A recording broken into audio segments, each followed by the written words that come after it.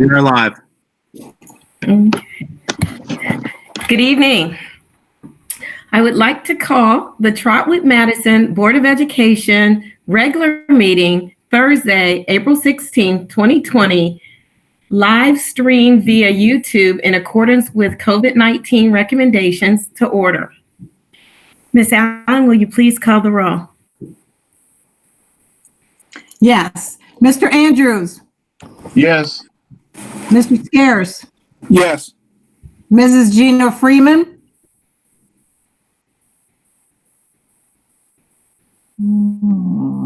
She's muted. Here. Okay. Mrs. Bozeman. Yes. And Ms. Moore. Yes, the meeting has been called to order. Now, if I could have everybody put their mics on mute, and we'll have you, Madam Vice President, lead us in a pledge of allegiance. Okay.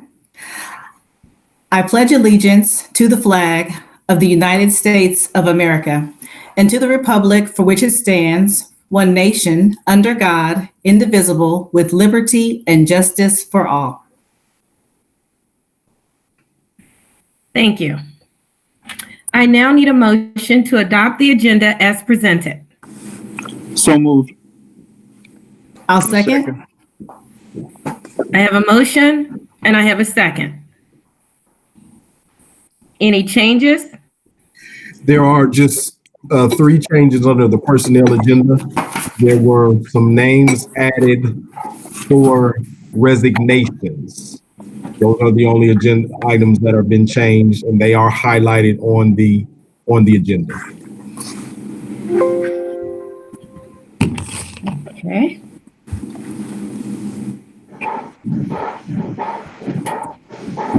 Ms. Allen, will you please call the roll? Mr. Scarce. Yes. Mrs. Bozeman. Yes. Mr. Andrews. Yes. Mrs. Gina Freeman. Yes. And Ms. Moore. Yes. Motion passes. The agenda has been adopted with those changes, bolded names under the personnel agenda. Now, we put in a community comments section so that community could engage. And I'm going to ask technology person if we have any comments. No, ma'am, not currently. Okay, thank you very much. Next up, item 3 is the board report. What we have is a resolution to approve the coronavirus pay due to COVID-19 event. If you guys had an opportunity to take a look at that particular resolution, we're basically saying that whereas Ohio Revised Code 3319.08B states, teachers must, can everybody put their mics on mute, please? Teachers must be paid for all time lost when the schools in which they are employed are closed due to an epidemic or other public calamity, and for time lost due to illness or otherwise for not less than 5 days annually as authorized by regulations which each board shall adopt.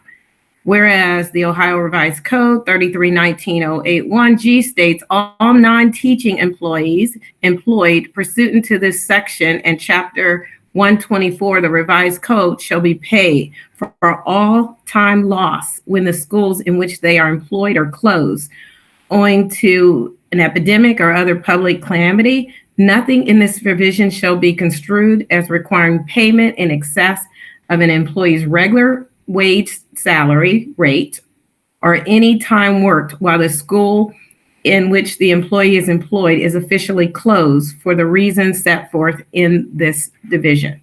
Whereas the Families First Corona Response Act, FFCRA Act, there's certain employers to provide employees with pay, sick leave, or expanded family and medical leave for specified reasons related to COVID-19. Now, therefore, be it resolved by the Trotwood-Madison city school district, Board of Education, that the district will follow the aforementioned items as well as the district's policy, regulations, and guidelines as it relates to pay during the coronavirus pandemic. All active employees will receive their regular scheduled hours until further notice. Employees who do not have regular scheduled hours, i.e. substitute and 21st century workers, will only be paid when they physically work. If employees are unavailable to work, they will need to take some type of leave, sick, personal, vacation, etc. So I now need a motion to accept board item A. So moved. I'll second. I have a motion and a second. Are there any questions regarding? Yes, this I have a question. Yes.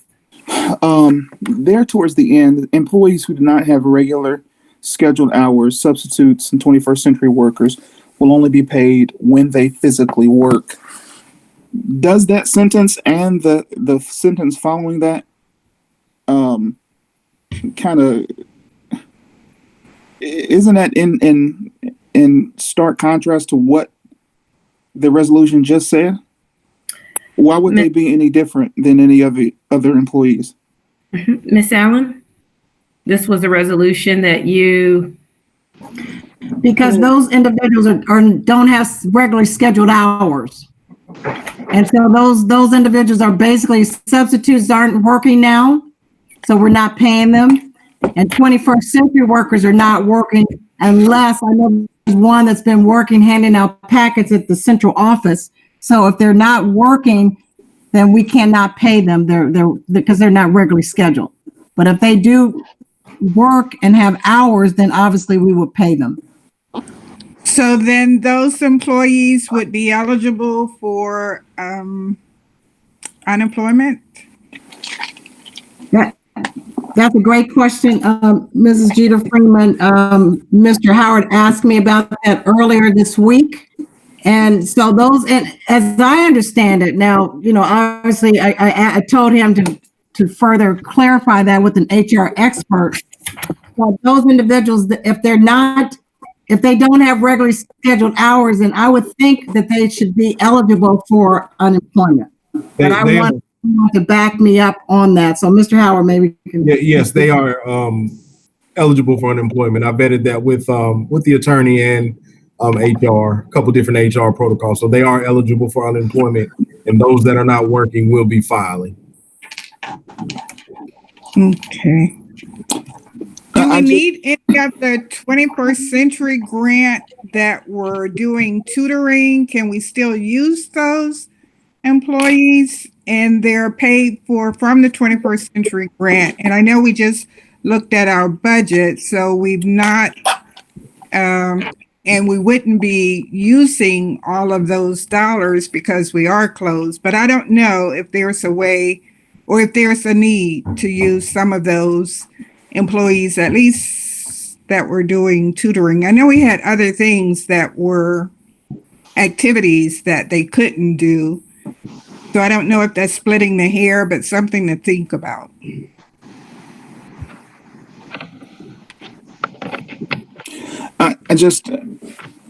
I get the idea with the substitutes because we use them on an as needed basis.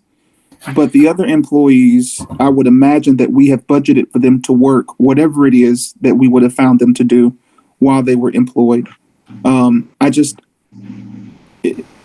With the exception of the substitutes, if these individuals had been contracted to work for us for a particular amount of time and be expected to make a particular amount of money during that time, then we should honor that just like we would honor anyone else's contract.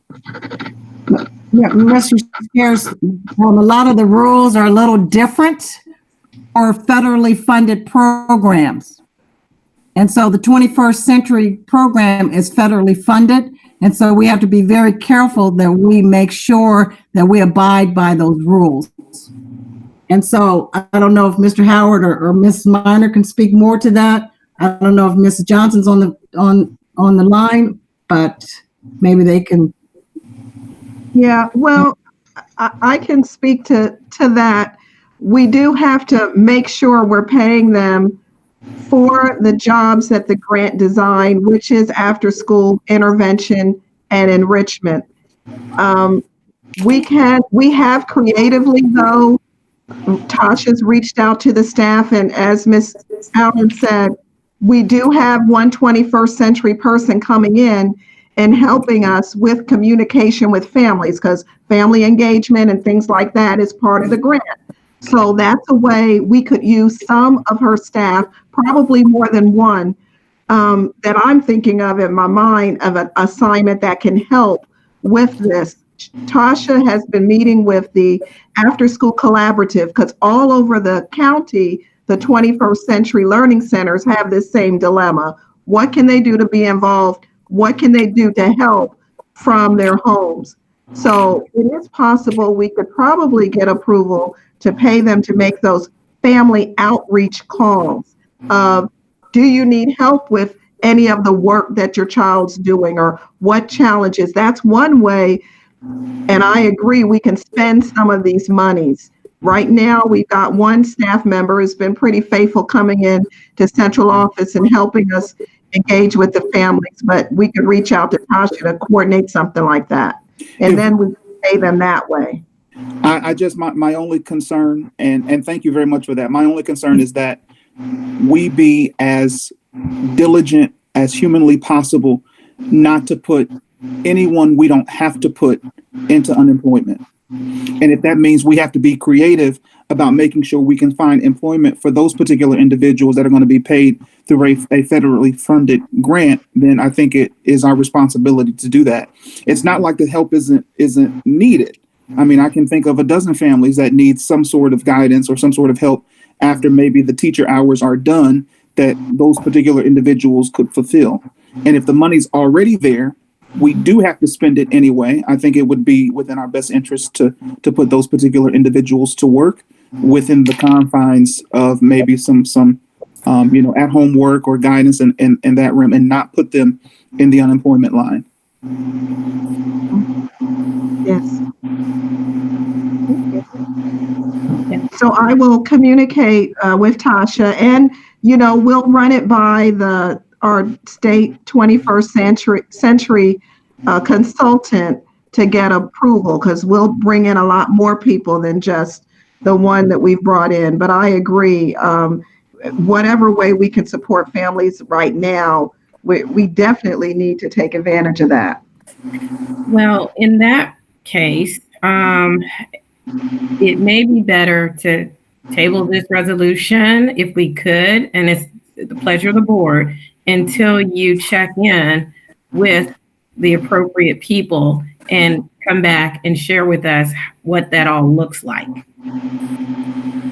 Okay, yes. Would that be okay with the board, or is there an issue with that? I agree with that. That would be fine with me. I'm fine with that as well. Okay. So what we're going to do, we're going to have Ms. Allen call the roll. All right. And we'll go from there. Thank you. Ms. Allen, will you please call the roll?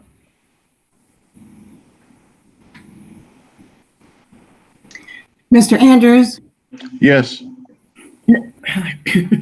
No, I did it wrong. no, yeah, no. No. Don't worry, we got 4 no's left. Yeah, we have a consensus. All right. Oh, no. So no.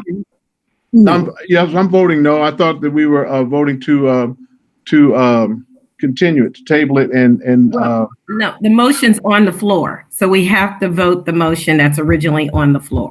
Okay. oh, okay. Well, no. Sorry. Mr. Scares? No. I'm sorry. Mrs. Bozeman? No. Mr. Scares? No. Mrs. Jeter Freeman? No. And Ms. Moore? No. Motion fails. Next item. Those are the consent agenda items. I'm sorry, Madam President. Yes. we will need another motion to table it until the next meeting so we can bring it back up again. Otherwise, we table it forever. Oh, you know what? You're absolutely right, and I apologize. Thank you very, very much. Okay. Given that, I now need a motion to table the resolution to approve the coronavirus due to COVID-19 event to a later date. So moved. I'll second. The motion has been moved and second. Any questions? To our next meeting. Table it until our next meeting. I want to make sure we get all the information. Okay. We- Will we have the information, Lisa, by then? Yeah. Oh, yeah. Okay. I just want to make sure that we're clear, okay? Because I don't want to come back and then we're still tabling it, all right? But we'll table it into our next meeting. So we have a motion? And a second. Any questions? And Alan, will you call the roll? Yes. Mr. Andrews, Yes. Mrs. Jeter Freeman, Yes. Mr. Scares, Yes. Mrs. Bozeman, Yes. and Ms. Moore. Yes. Motion passes to table the resolution to approve coronavirus pay due to COVID-19 event. Item 4, consent agenda. First up, item A, approval of meeting minutes from March 5th, 2020, March 12th, 2020, and March 19th, 2020. Item B is approval of donations. Item C is approval of Prodigy Building Solutions quote for the chiller project at the Early Learning Center. I need a motion. I'll move. I'll second. I have a motion and a second. Are there any questions? Seeing none, Ms. Allen, will you please call the roll? Yes. Mrs. Jeter Freeman, Yes. Mrs. Bozeman, Yes. Mr. Andrews, Yes. Mr. Scares, Yes. and Ms. Moore. Yes, the consent agenda passes. Next items up, item 5 is the treasurer's report. Ms. Allen, please.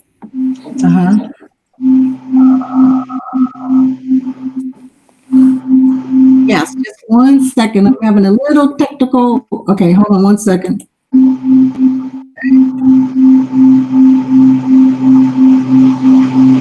Okay, I have approval for the March 2020 financial reports, and there are 3 reports. Excuse me 1 minute, Ms. Allen. If you're not speaking, could you please put your phone on mute? There's a background noise.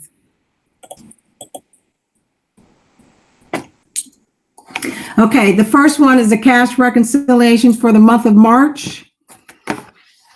The bank statement is $1,224,672.73. Our investment balances total $30,672,616.94. Total for bank and investment cash balances is $31,897,289.67. We have outstanding vendor checks and we have some payroll adjustments.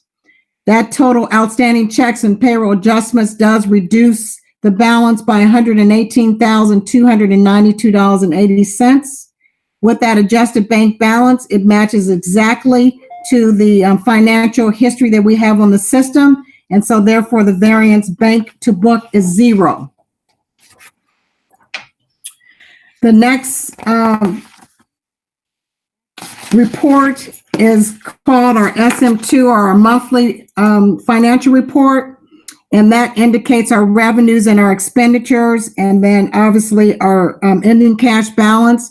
You also will see the monthly actuals and the fiscal year-to-date actuals, and all of these numbers are used to prepare the financial reports that we went over today at the Finance Committee this afternoon at 4:30.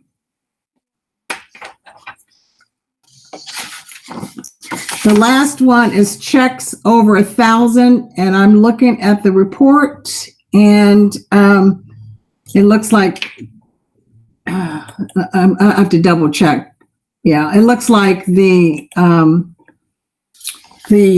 checks over $1,000 was not submitted. It looks like cash reconciliation was doubled on that. So there is a report, checks over $1,000. The Finance Committee did review that report, and I will make sure that that's updated to reflect those March checks over $1,000.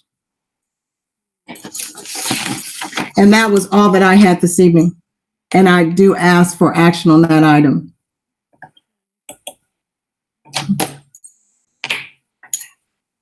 I can't hear you, Ms. Moore.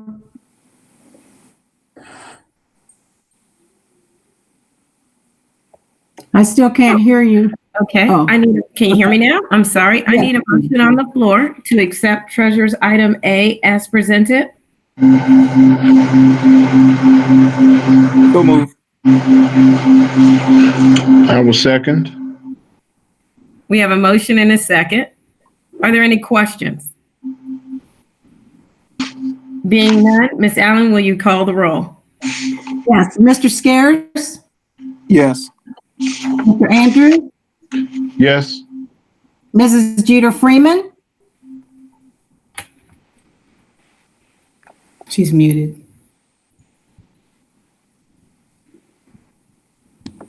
Yes. Mrs. Bozeman, Yes. and Ms. Moore. Yes, motion passes. Thank you. Next up, Superintendent Report, approval of a personnel agenda. Item A.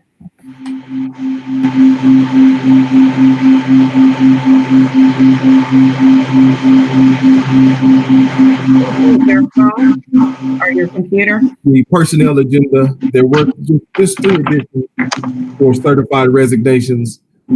Everything else, A1, A2, A3, B1, and B2 are the same.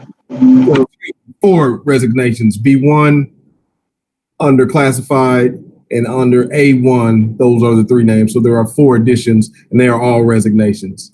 Other than that, everything has remained the same. Thank you. I need a motion on the floor to accept Superintendent Item A as presented.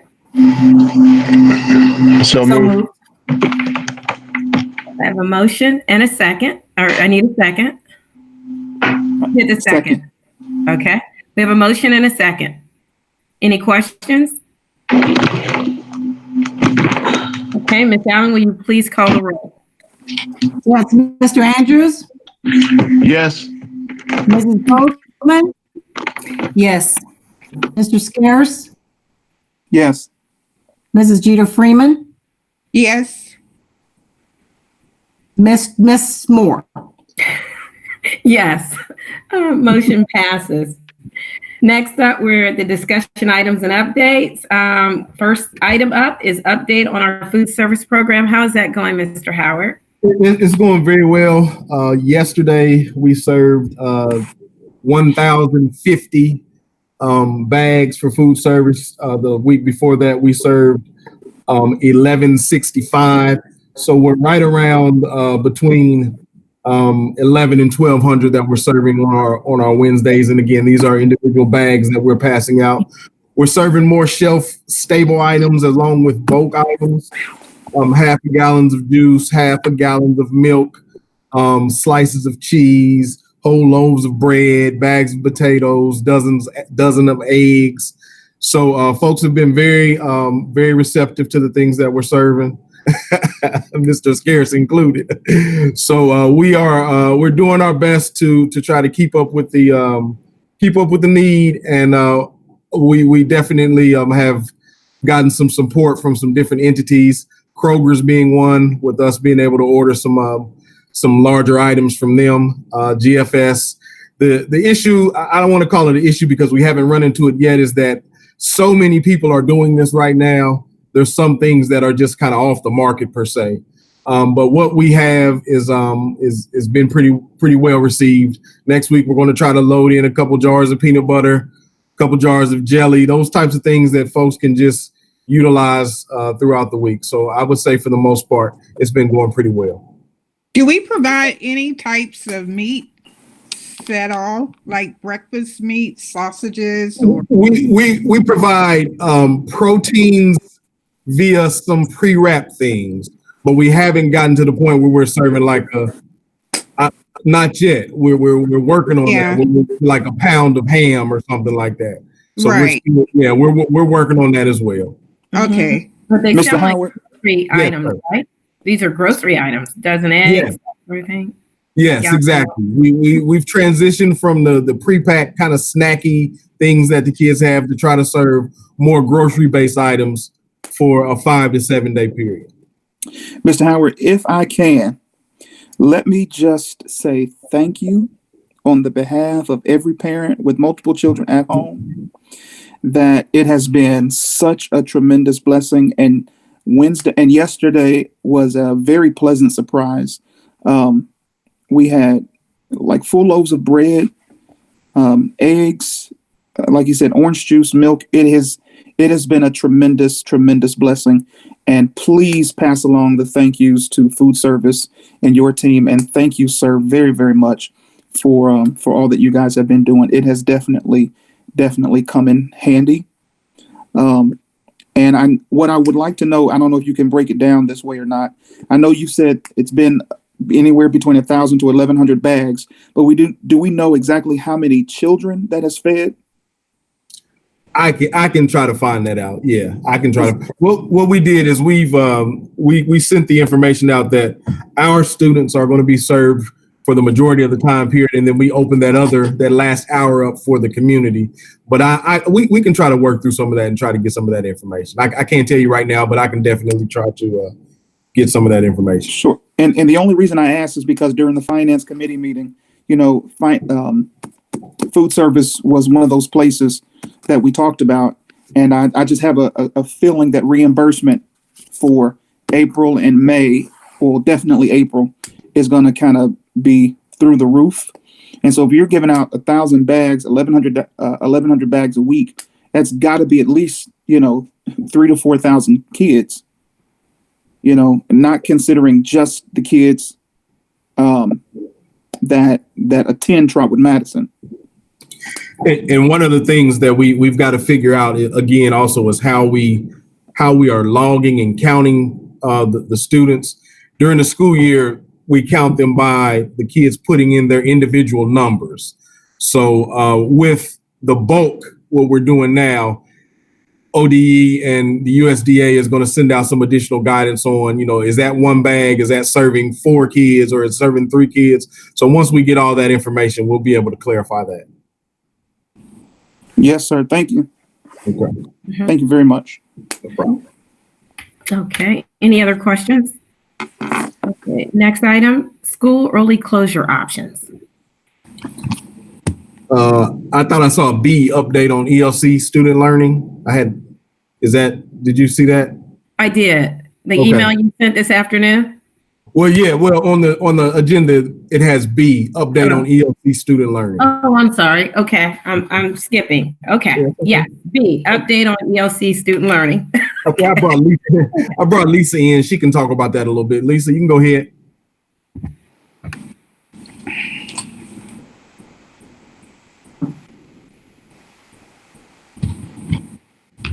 Freezing. Mm-hmm. I'm sorry. Okay, I'll start over again. I was on mute. One thing that the BLT is doing to be proactive and to help make connections with all families, not just those that are online electronically, is every week the teacher leaders come together and put together special lessons for those families and communicate with them who don't have the computer technology to do the online lessons. And those families are actually taking pictures of projects, hands-on projects and things that they're doing in the home and sending them through their text message on the phone and communicating with the teachers like that.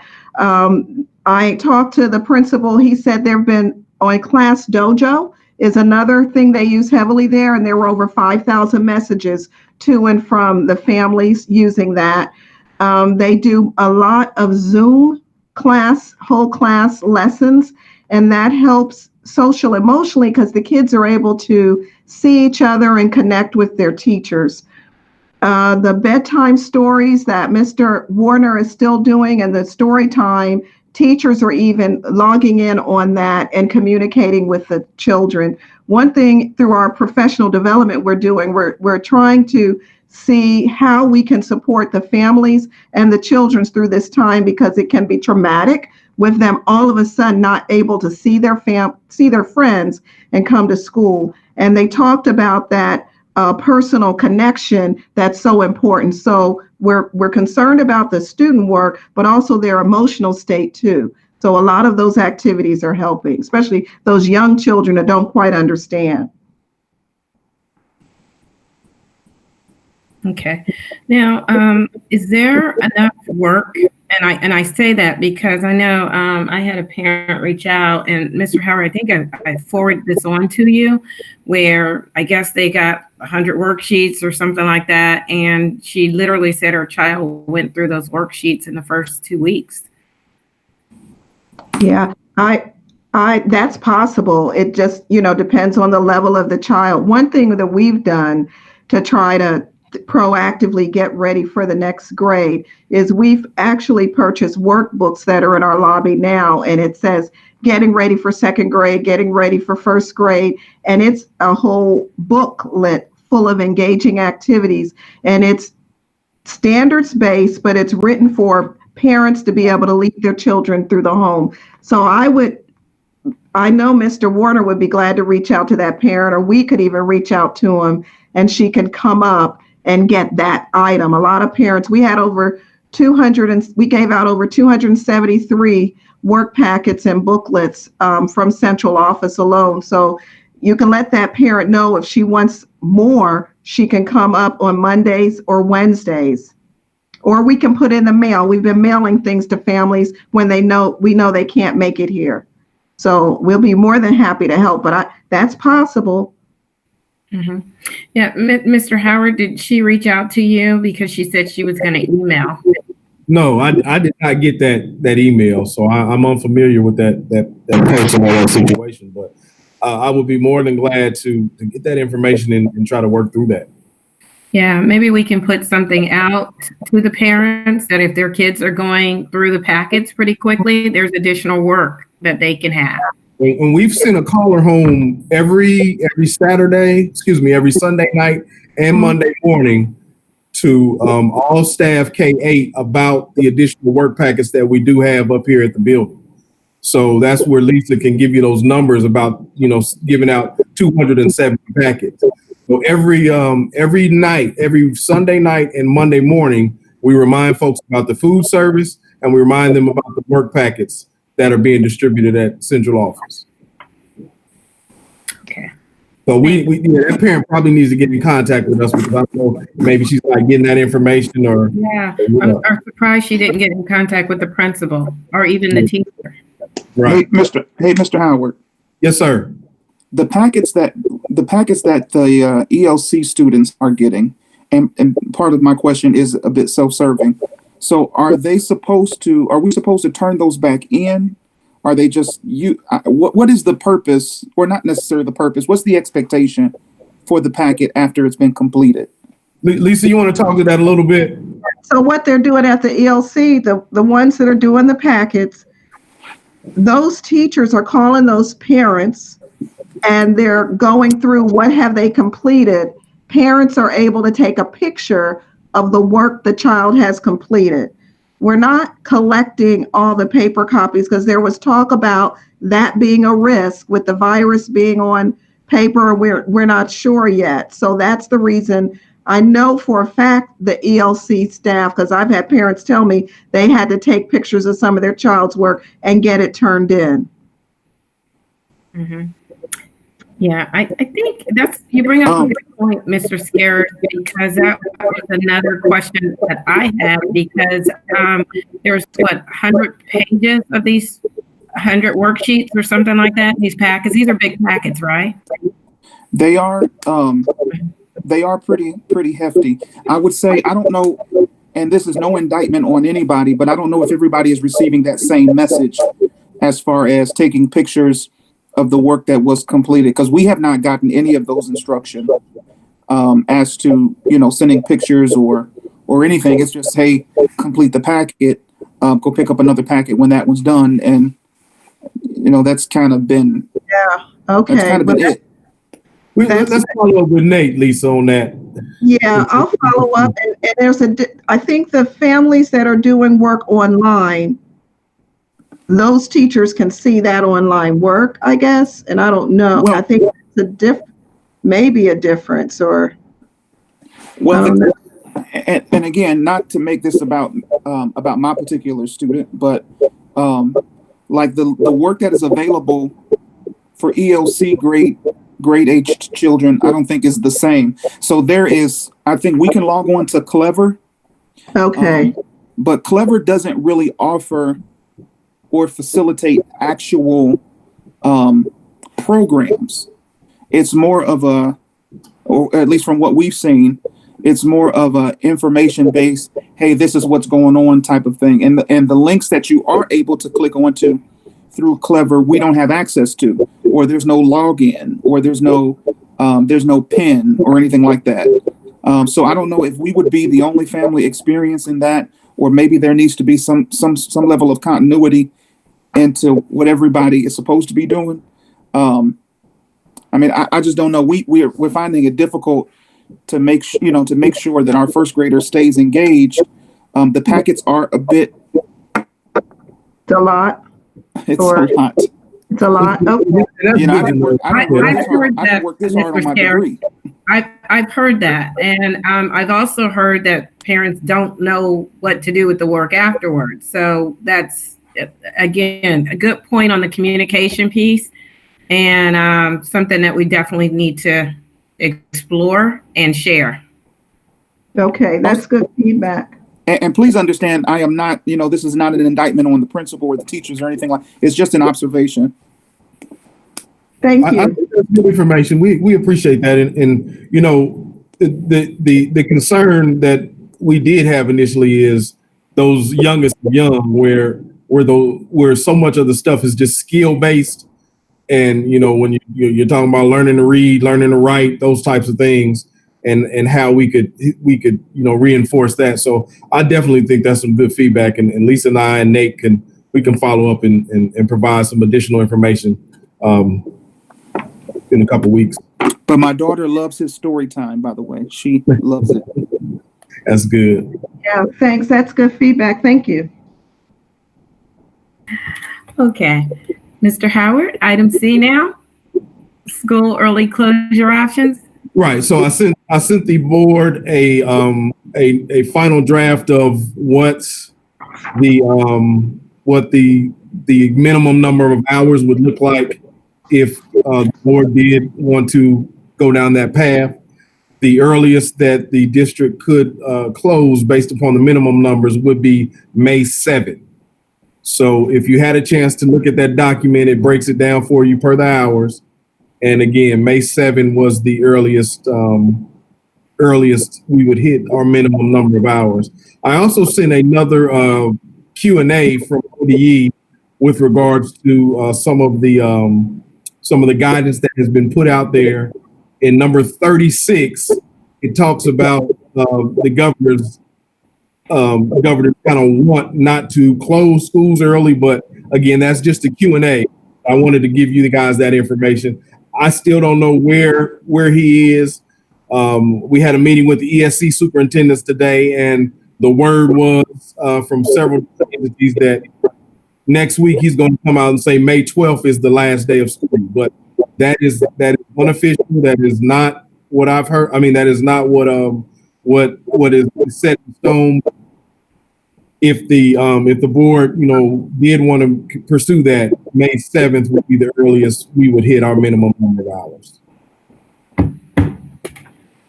Okay. So, Mr. Howard, if I can ask you this. Yes. let's if we can play devil's advocate for a minute, say the governor does say, they're opening up schools again. Families, is there some sort of caveat that we've come to accept that says, families still aren't going to feel comfortable sending their children to school, and they're still going to need those minimum required hours? Is online education still going to be an opportunity for those families in the event that we do open back up, at least until May 7th or May 12th or whatever? So that's a great question, and I'll tell you, to be honest with you, Lisa and I have had some conversation along with Dr. Cosby with regards to what does online learning look from here on out, because we, especially the superintendents having conversations today, the concern is that if we do open up schools, attendance is going to be horrible. Folks are not going to want to send their kids to school. We're going to have to come up with some extremely creative ideas to social distance. I mean, just think about kids in the hallway, per se, and how that looks, or kids in the cafeteria. So, yes, if it comes May 1st, well, next week, and he decides that that we are going to reopen schools, we are going to have to think of some constructive ways to continue the online learning. We have distributed Chromebooks to high school seniors at this point. We are working to identify additional Chromebooks per building, roughly 50 to 80. So we are working on that process. But we're kind of playing that waiting game to see what's going to happen else. And here's another question. What about those teachers that also don't feel comfortable being back in the building? Mm-hmm. You know what, Mr. Scarce, that's a great question. That's a great question. And that's one of those things that all of us are just, we're going to try to figure it out. About employees, we start talking about employees and we say, okay, we're open. You got to work. Yeah, and if I can interject with my own experience currently at work, as you're talking about passing in the halls and things, one of the protocols where I'm at is if you are in a hallway, you have to wear some type of a protective covering over your face and mouth. And so if we did open back up, we would probably have to look at trying to find face masks and things like that for the number of people that will be coming back in. That could be a little difficult, and that could be a little pricey. There's no way.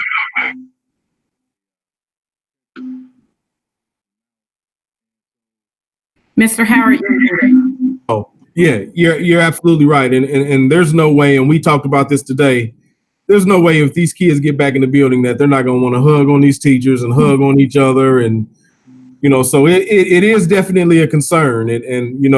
But what I would not like to do is go and spend a bunch of money and then we don't come back. You know what I mean? It's just, there's so many unknowns right now. There's just so many unknowns that if we go out and we buy 4,000 face masks, but then we don't come back, and then do we become liable for those kids if they don't take care of them, if they don't clean? I mean, there's just so many unknowns right now. Right.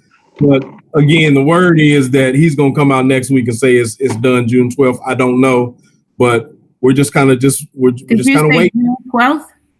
I mean, excuse me, May 12th. I'm sorry. Excuse me, May 12th. Yeah. So, but we'll have 3 or 4 different contingencies in place. I've already talked to the principals about possibly bringing kids in phases, what lunch would look like, what classrooms will look like. But the domino effect of bringing folks back and saying, we're bringing them back, but you got to enforce these social distancing rules. How do you do that in a public school when it's, and then think about your schedule. If you got to have 9 lunch periods, how you going to get a day? How you going to get a day in of learning if you got to, you can only have 30 kids in the class in the lunchroom at one time. So there's just so many unknowns at this point that everybody's kind of struggling with. I just wish he would just make a decision so we would know. But again, that's a little over my head.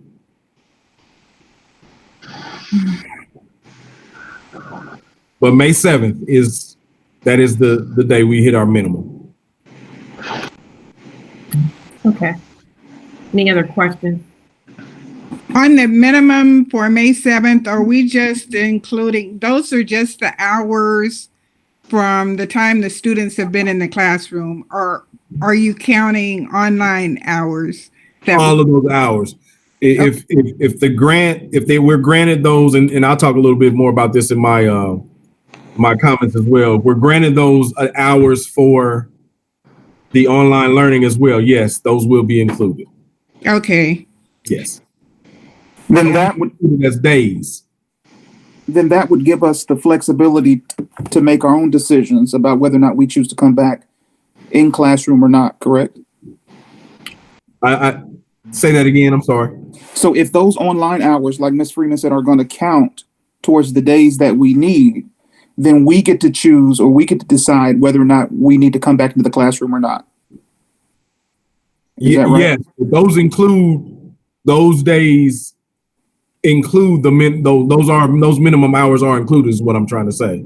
So if we can include those hours, that will be included in the minimum number, and May 7th will be the date. If I remember correctly, I'm trying to pull up the No. What I'm saying is, so you're just talking about the online hours up until May 1st when we correct. Okay. Correct. All right. Yes. Okay. Everything we've done up until this point, the minimum number of hours as of May 1st, what that would look like. But after May 1st, we cannot count any online learning for days needed. Unless there is a change in the policy and a change from the guidance ODE puts out. Because as of right now, and I shared this with you guys prior, you only get 3 days where you can equate what is called either your remote learning or your Blizzard bags, where you can count those as full hours. Now, one thing that we're going to have to discuss, and I'll do it a little later, is talking about changing that policy. But at this point, no, you would not be able to count them. Well, interesting enough, Mr. Scaris, take a look at the email from education.ohio.gov. As a matter of fact, Mr. Howard, you sent it over and I opened it up, and bullet point number 36 says, should schools and districts consider shortening the school year or ending school early? The answer is no. Right. When Governor DeWine ordered the school buildings to close temporarily, it was the expectation that a good faith effort would be made to continue providing educational services to students through the end of the district school year schedule. But there's a bunch that goes with that. So, but that was according to the March 17th date, though. This just came. This is like the newest. Let me look. This is the newest. No. I know what you're saying, but that expectation was based off the governor's first closure, not the expansion to May 1st. The first closure only went to May 16th. March 16th? I'm sorry, March 16th. Yeah. Yeah. Let me look because they have dates in here actually. And yeah, through 3/31. Okay. Right. That is the one up until the April 1st date. Okay. Mm-hmm. Any other questions? Yeah. There's more information that we're kind of waiting on, but yeah, that is some great discussion. Okay. Did you talk to legal about that as well? Yes. She said, I'm muted. And she made reference to that same document that we were just reviewing. She made reference to that, but again, she as in Beverly is also hearing that he is going to close down schools early. Okay. But she made reference. She didn't provide any guidance. She just made reference to the document. Okay. Next up, item D, virtual graduation. Okay. On next Tuesday, Watkins will be rolling out a virtual graduation platform to principals across the state of Ohio. Once we get that information, I can share it with the board. It's the same platform that several universities are using, and they're going to be rolling it out via a Zoom meeting next Tuesday.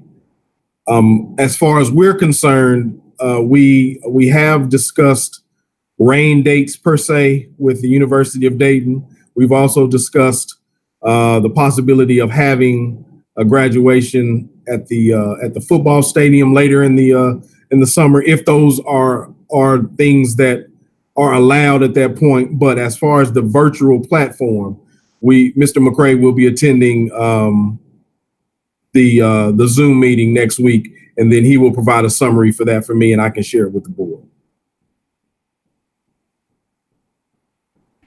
Okay. Any other questions? Vanessa, you're on mute. Okay, if is Ryan, our student representative, still on? I didn't know if she had any thoughts or about graduation. I'm still on. I don't have anything to say about graduation yet. I do have a question about grades, but I'll wait until I'm called to speak.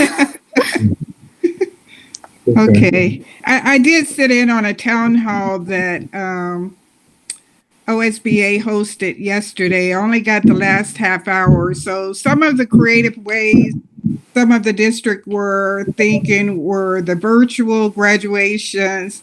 One district mentioned each student taking a picture and then they're doing like yard signs. And then another mentioned what you did, Mr. Howard, is that they have 2 rain dates. One is would be at their stadium. Whenever this is over, it might not be May, it might be June or July. So those were some of the things they had discussed.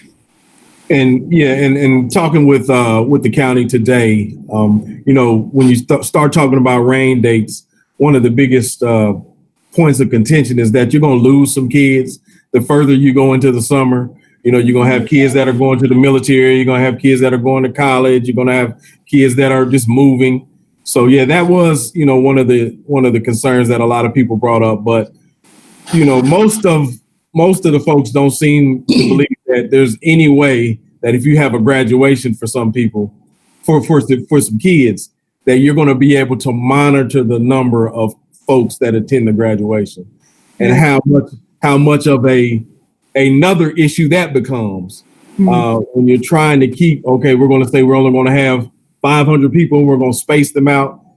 Are we going to be responsible, or is Trotwood Police going to be responsible for monitoring the number of people that attend the graduation? So there again, another list of intangibles that you're gonna tell this aunt that she can't come see her baby graduate. Those types of things. So how will we know? Go ahead. I'm sorry. One other thing, how will we notify seniors? So let's assume that we end school, let's say May 30th. Are we working to notify seniors that, yes, you did graduate and you can purchase a cap and gown? Yes. And are we going through that process of purchasing caps and gowns? Yes, that process has already started. Yes, okay. that started prior to the shutdown. All right. Yeah, that started prior to the shutdown. So we'll know what number of students are on track. Yeah. Okay. We had that number. Mr. McCray has that number, and working through the guidance counselors, and we can provide that number, and I can provide that update here shortly. Okay. Thank you. Yeah. Mm-hmm. The X factor is, and we'll speak to Ryan. And Ryan's kind of spoke to it a little bit too. Is those kids that may be on the border? What are we going to do with those kids? So we've had some discussion about that, and he's finalizing a proposal for that as well. That's one of the reasons we focused on getting devices to seniors this past week and the week before, just getting devices to seniors that needed that additional support or that additional resource to help get them over that threshold. How many devices did we give out? I think we gave out about 60. Okay, and those were seniors. Excuse me? Those were seniors only, is that Yes, correct? yeah, yes, seniors and a couple of juniors, but mostly seniors, yes. Okay. Next item, special education guidelines during COVID-19. I got Lisa in here. She can speak on that. Go ahead, Lisa. Okay, so our special ed teachers have been actively working with their students, IEP meetings, and all types of conferences like that. So one question that we have now, because what we recognize is the service of the IEPs is different, and our special ed supervisors have been participating in the Bickler and Eckler legal briefings through webinars. And one thing they strongly recommended is at this point, because we are in a different environment of providing support to those IEPs, is to actually create what they call a contingency plan. It means this is how the child will be serviced during this time since there is a school closure. And so we've had the teachers, the intervention specialists, write the contingency plans to go with the IEP. And we're working with our district attorney, Janet Cooper, to have her review them to make sure it's legally updated. And then we'll send those out. We have approximately 400 students with IEPs that we need to service right now. Of those 448, we are still trying to reach. And so we have certified letters we're going to send out. We've got the social workers helping us by making calls and possibly doing home visits, trying to keep everybody safe.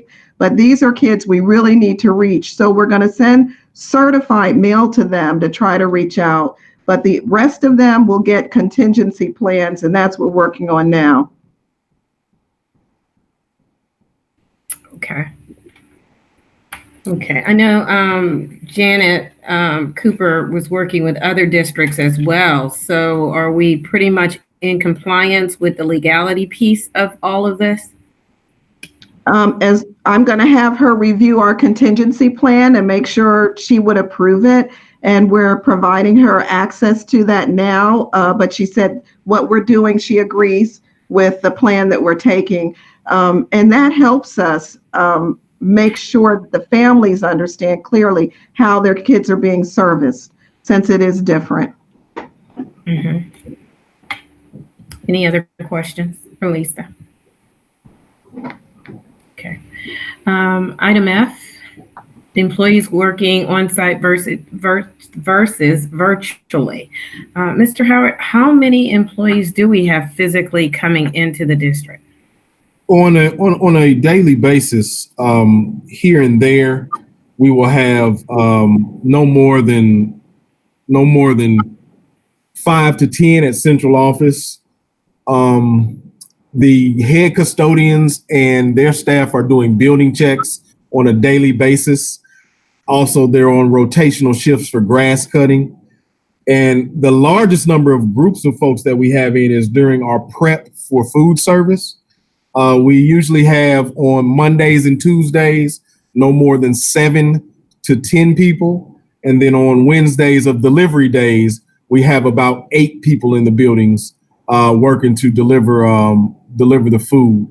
So we're doing our due diligence and our best to keep us under 10. But on a Monday through Wednesday is where you would see, those 7, 8, 9 individuals working in the cafeterias to prepare the meals. And then our principals come in regularly. I know Mr. McCray comes in just about every day.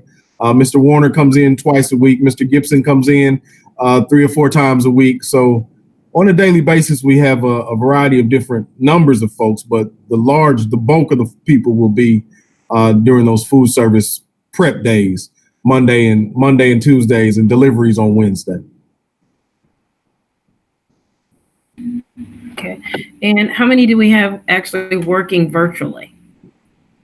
I don't know the total number, but the entire instructional staff is working virtually. All of central office is working virtually, and we've invited some of the instructional paraprofessionals are actually working in rotation with with the food service plan. But the bulk of the secretaries, all of the secretaries are at this point working virtually. So we are a full-fledged virtual establishment at this point. It's just those folks that have the things that they have to do with their hands are the ones that are coming into the buildings. Okay. Item G, central office lobby. I don't know what that is. Who put that on? I mean, was that you, Mr. Andrews, with a question on the central office lobby? Yes, I had a couple things I had just kind of thrown out there for, consideration, and that was one of those. Would you like me to go into it? Well, yeah, I know Kim put it on the agenda. She said it was something that you wanted to share. So do you want me to do that now or later or something? Or is it appropriate now? Or did you want to wait to maybe a retreat? We could probably look at it at a retreat. Okay. Is that also with the memorial recognizing alumni lost during military service? I know that was one of your items as well.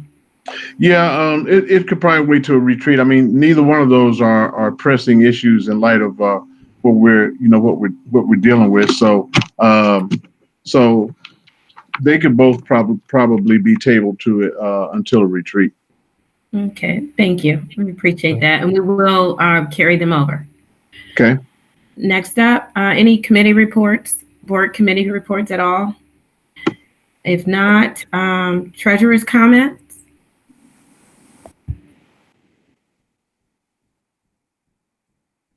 Janice, we can't hear you if you're talking. Yeah. Okay. I had a couple things I wanted to say. I'm like, whoops.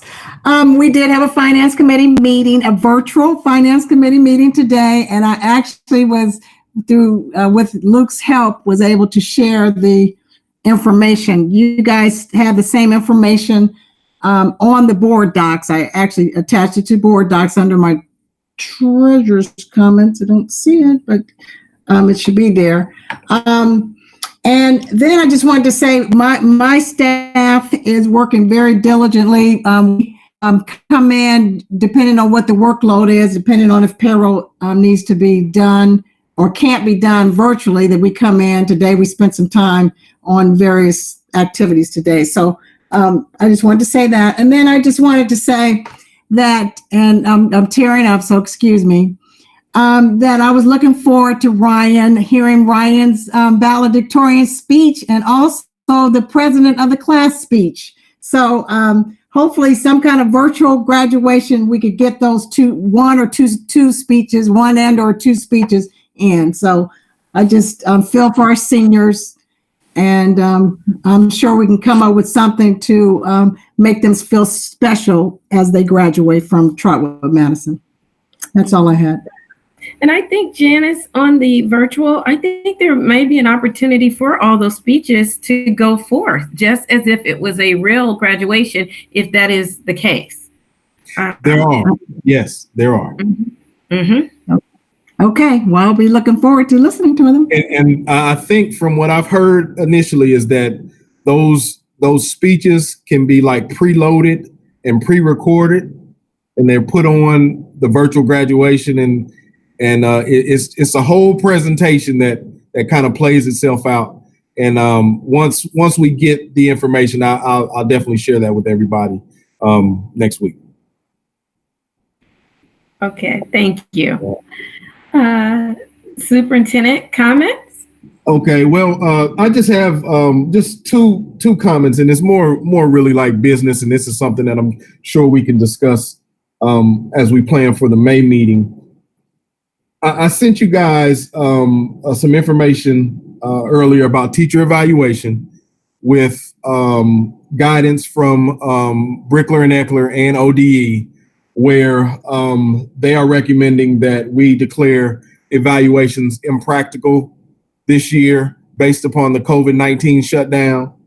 And the board will have to pass a resolution to declare those impractical. And what that means is, and I share that information with you guys, is that if we move ahead and declare these evaluations impractical, everyone who is up for evaluation this year will just start where they were last year, well, this past year. So basically, we would just be repeating the cycle again for this year. And this is the same with contracts as well. So the advice from Beverly is that we pass a resolution, the guidance, pass a resolution that we declare these impractical, and then put in place this process where we are just suspending evaluations for this year and continuing the cycle next year. That's the first one. And the second one is the calamity day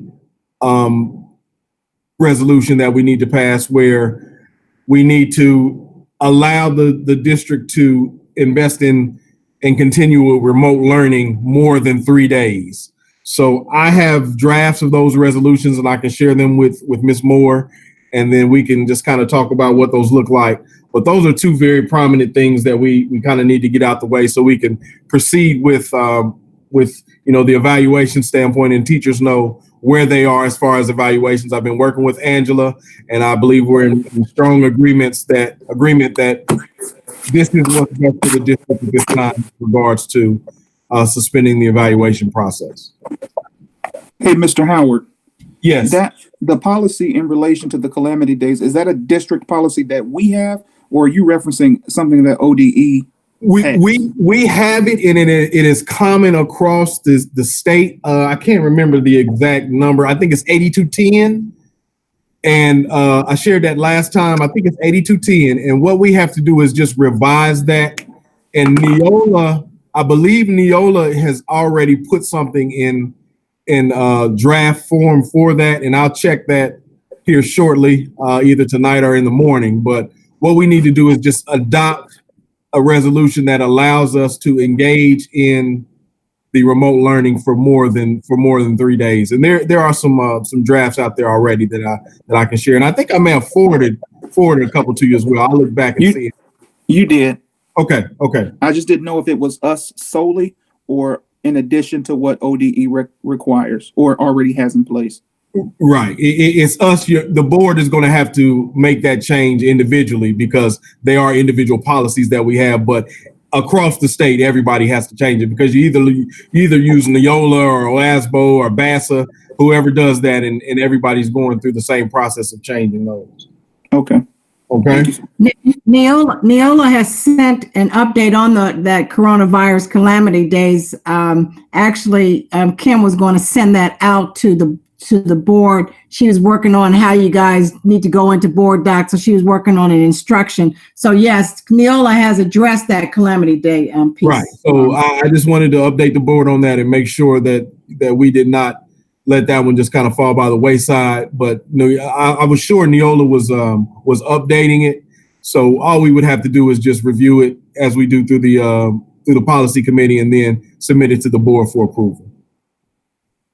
And also the policy committee, there is a meeting, and I don't have it right in front of me, and that's scheduled, I think, early May. Right. If I'm not early May, and Kim was going to reach out to Norm to see if we couldn't set up a virtual meeting to make sure we got that meeting in as well. And Beverly has already drawn up a resolution draft for the teacher evaluation. And the standpoint is that we, again, will be suspending those evaluations starting over next year, and contract and evaluation status will just resume next year from where it was this past year. Okay. Anything else, Mr. Howard? That's all I have. I just want to say that folks have been working diligently. It's amazing how much work you get done when you're at home and you're responding to emails and answering things, and the staff has been great. Folks that have been coming in because they need to have been coming in. And again, kudos to those food service folks. And we're doing everything we can to protect them and the transportation folks and the paraprofessionals. We had a bus driver in food service, Miss Annie, make masks for a lot of the folks. So we're putting a lot of work in, and things are getting done. I've had a lot of conversations with Dr. Cosby. She and I have worked on a couple different things. And then next week, she's going to be joining us with the county and the county superintendents, and she's going to get involved with those folks, introduce herself. So we're making the transition remotely as well. Great. How are we working with our new HR director? She's been consulting on a couple of different things. Her transition is a little different because she is actively working until June 30th, and then she'll be here. But I have had a lot of dialogue with her. She'll be here I believe she'll be here Monday, and we're going to be working through some onboarding stuff with her, and she's going to provide some guidance on a couple of different things. But she has also been very, very helpful with regards to a lot of different things, just questions that I've asked. And we still have the support from Benita Terry from the ESC. So that transition should be a lot smoother as well. Wonderful. Thank you, Mr. Howard. Thank you. We have our student representative comments, Ryan Allen. Okay, so I have a question and I also have a comment. My question is, has there been any type of decision about how grades will be done for fourth quarter, especially with the students that have just the packets and they can't get them graded, also with just people that have computers as well? Yes, we are actively having some dialogue with the departments, the principals about grades. There's some guidance from the governor with regards to the statement of no harm. So we're trying to figure that out as well. So we will, over the next week or so, be sharing with the board by our first board meeting, sharing with the board how all that's going to work. But yes, we have actively worked on that, and it will not be any harm to students, but we are going to make sure that we express how that works and what that looks like. So yes, just be patient, working that out. All right. Okay. And I just have, a comment about how rough this online learning is, especially trying to, teach ourselves. Even with Zoom and emailing our teachers, it's still pretty rough, especially for people that don't have internet access. It's pretty rough. And I just hope everything pulls through. It's especially rough for seniors, but yeah, I guess it is what it is. Mr. Howard, have we identified the students that don't have access to internet? Yes, we have that. We roughly have, and Lisa can chime in as well. I think we have, was it about 85%, Lisa, or am I low, of kids that had connectivity? Yeah, we've got those, we pull those numbers every week. So we've got 80% or higher at each building. Grades 2 through 12 is what we pull from the data that comes in through our electronic system. We know that there are, though, because I'm on the back end meeting with families that don't have access, that there are those out there that do not, that we still need to service and stay in touch with. And so our initial plan was to address the seniors. So we identified some end-of-life devices that we put away and identify for seniors. We've touched those folks. We've passed those out. Now Mr. McCray has reached out to underclassmen, and we are also identifying devices at each building. So by next week, our plan is to have devices at each building, and each principal knows exactly who they need to get in contact with. They all have a list of students that they have not been able to get in contact with or do not have connectivity. And then we will start making those individual outreaches to those kids. And even if we have to start dropping devices off on people's front door, we're working from that aspect as well, where we're going to do everything we can to try to get what these folks need, get what these kids need. Are these Wi-Fi devices? Is that what they'll be Chromebooks, but the Wi-Fi is a part of those questions that we're asking. So if you need Wi-Fi as well, we're going to try to build that to as a part of a package. Now, what's surprising to some people, but not to me, is that kids have devices. I really believe that, and our numbers kind of prove that as well. But just finding out, what type of devices they are, how are they, what is their usability towards what we're trying to do? And then those certain areas that may be deficient as far as the Wi-Fi is concerned, we're going to work on that. Now, I was on a conference call with the superintendents today, and there's some information going around that some of these local businesses are going to start providing hotspots and devices for kids. So hopefully within the next week, working through Tom Lasley down at UD, we'll find out what that looks like. So that would be beneficial to everybody as well. So we are actively staying in contact, developing those lists and addressing those kids. And by this week, we'll have the rest of the buildings ready to go. And the parents have had direct contact with the principals and the teachers, and we'll get devices to those kids that need them. Okay. This is a question for Ryan. Hey, Ryan, when you're talking with your counterparts, are you finding that a lot of the students are trying to do their lessons on their cell phones, or what are they saying? What is the consensus of your cohort along the lines of how they're finishing their work and some of the challenges or even the triumphs that they're having?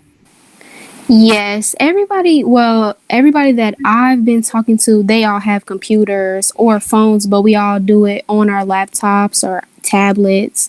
And I haven't tried to do anything from my phone, but I don't know if it's as easy to do something, work, typing, or math work, assignments from phone. So I'm not sure how that goes. And only maybe 3 of my teachers have offered Zoom invitations, but not all of them. They offer emails and contact, but not actual lessons face to face. And that's another problem that some of my friends are having.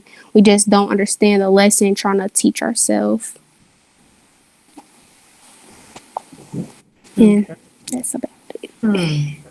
Lisa and Marlon, is that something that we could address for those students that are struggling, that face-to-face, maybe a Q&A, something that we could put out to those students that are really having a challenging time trying to teach themselves? Because a lot of the materials can be complicated. Lisa, you want to speak to that? Yeah, I'm glad Ryan mentioned that. We have data to show Zoom has increased in the last week or so, but it's good to know that some of our students are still not getting that service, and that is needed. It would be very difficult to do work all online without that face-to-face contact and opportunity to at least ask questions. So one thing we have is the PD calendar, and after 1 week, I know the board wanted to know PD hours. We had 416 hours logged in professional development from the staff from April 6th to April 12th. But we want to make sure teachers are doing that targeted training that's going to help them with the skills to provide Zoom face-to-face lessons, because this is a critical time. And we recognize it's kind of overnight expecting teachers to change, but we'll follow up on that and make sure we're encouraging them to make sure they're taking those courses, and we're providing support for those who need help with helping their students online. But I'm glad Ryan mentioned that. Yeah, thank you, Lisa. Anything else, Ryan? No, that's all. Well, thank you. Board comments, Mr. Andrews?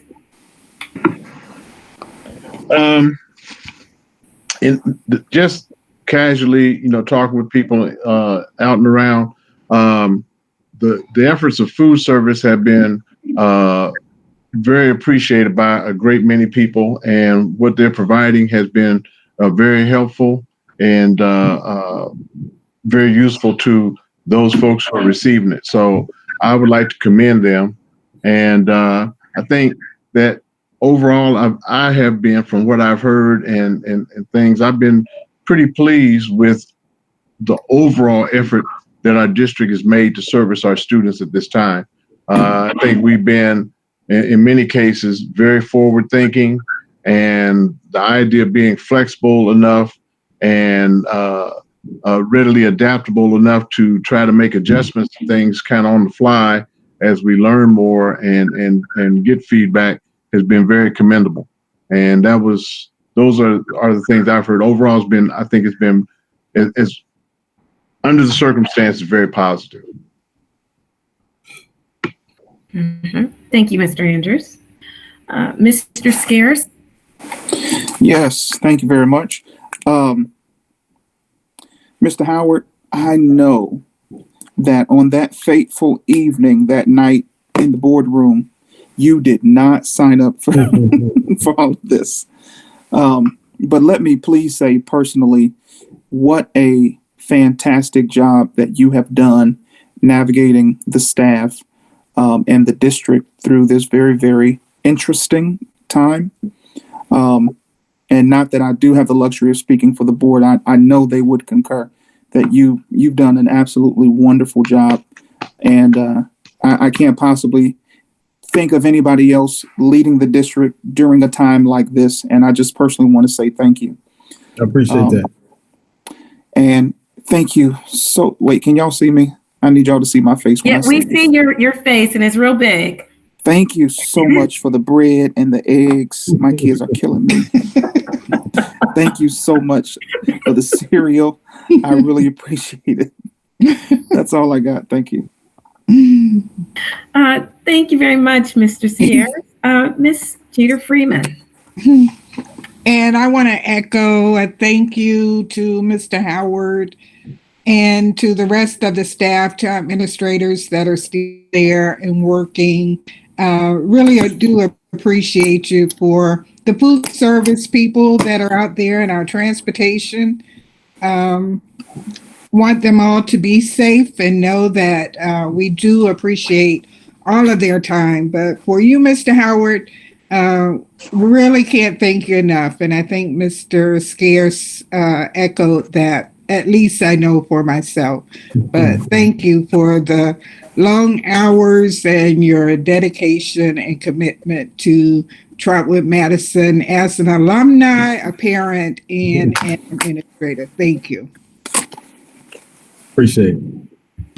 Thank you, Ms. Jeter Freeman. Madam Vice President?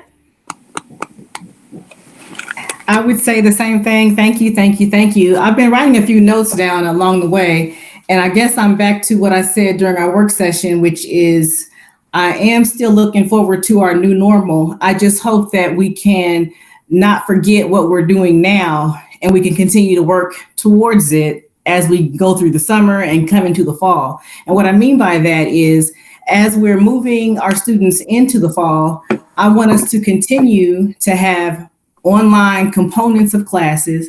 I want us to continue to make sure that our teachers are trained properly and that they are using Zoom, that they're using Google Hangouts, Skype, that they are making videos, whatever they need to do to keep themselves up and trained, because we don't want our students to feel as though they are not being taught, because we are going to have an online component. We are going to have an online school, because this is just how life is changing and how life is going to be. And so we can't go back. We can't go back. And so even though it is more comfortable to do what we used to do, we can't do it. We just can't. Okay, so we need to just get ourselves. I have to do it too. It's a different kind of ball game for me too, but I have to get myself up, get on Skype or get on whatever I need to get on to make sure my students get what they need to get and get what they need to have. So I encourage all of us to think about that and think about how things have changed. Even as I jotted down here, the finance committee, those meetings, they are, kind of long, Janice, and they're, we have to come in an hour early, we used to before I got off that committee.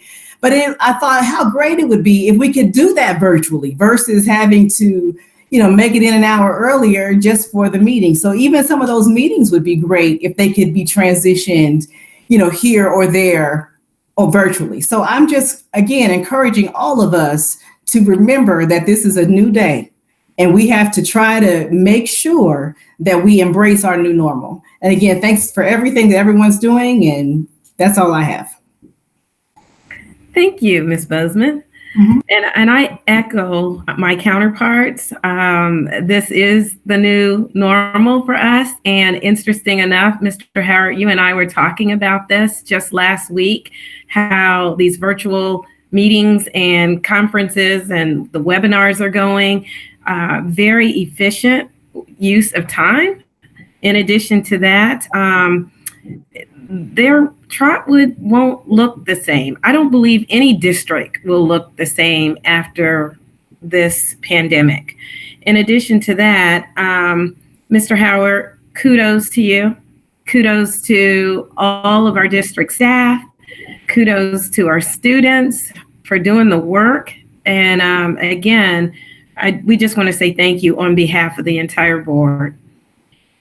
I now need a motion to move into executive session to consider the appointment, employment, dismissal, discipline, promotion, demotion, or compensation of a public employee or official, or the investigation of charges or complaints against a public employee, official, licensee, or regulated individual per BOE Policy 0166 and ORC 121.22G1 and B, to discuss details relative to the security arrangements and emergency response protocols for a public body or a public office per ORC 121.22G6. Official action may be taken. So moved. A second. I have a motion and a second. Any questions? Being none, Ms. Allen, will you please call the roll? Mr. Scares? Yes. Mr. Andrews? Yes. Mrs. Jeter Freeman? Yes. Mrs. Bozeman? Yes. And Mrs. Moore? Yes, motion passes. We will now enter into executive session at 6:58 p.m. And thank you. And thank you for joining. Luke, are we okay? President Moore, can I take 2 minutes? I'll be right back. Ryan, see you later, Ryan. Bye. Thank you. Bye, Ryan. Bye. Bye, Ryan. Bye.